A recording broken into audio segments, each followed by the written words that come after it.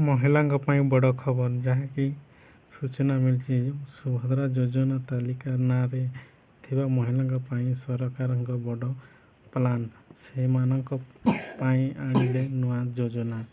ଏଣିକି ସୁଭଦ୍ରା ଟଙ୍କା ସହ ମିଳିବ ଅଧିକ ଟଙ୍କା, ଯେଉଁଥିରେ ବିଜନେସ୍ କରିପାରିବେ ମହିଳା। ମହିଳାଙ୍କୁ ବ୍ୟବସାୟ କଲା ଶିଖାଇବେ ସରକାର। ସୁଭଦ୍ରା ଟଙ୍କା ସହ ଦେବେ ଋଣ ସୁବିଧା। କେମିତି ବ୍ୟବସାୟ ବୃଦ୍ଧି କରିବେ, ଆର୍ଥିକ ଭାବେ ସ୍ୱାବଲମ୍ବୀ ହେବେ, ସୁଭଦ୍ରା ଅର୍ଥରେ କିପରି ଛୋଟ ବ୍ୟବସାୟ ଆରମ୍ଭ କରିବେ, ସେ ନେଇ ତାଲିମ ଦେବେ ସରକାର।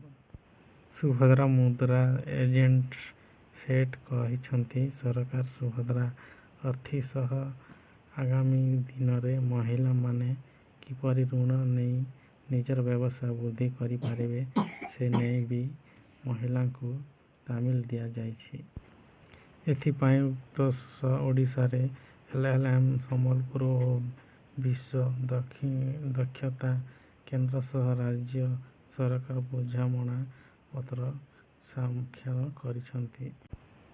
ମହିଳାଙ୍କ ବ୍ୟବସାୟ ବାବଦରେ ଜଣାଇବାକୁ ଶୁଣ ସୁଭଦ୍ରା, କୁହ ସୁଭଦ୍ରା ଓ ସୁଭଦ୍ରା ସେତୁ ଆରମ୍ଭ କରିଛନ୍ତି ମହିଳା ଓ ଶିଶୁ ବିକାଶ ବିଭାଗ। ଆଗାମୀ ଦିନରେ ଶୁଣ ସୁଭଦ୍ରା କାର୍ଯ୍ୟକ୍ରମ ଅନୁଷ୍ଠିତ ହେବ।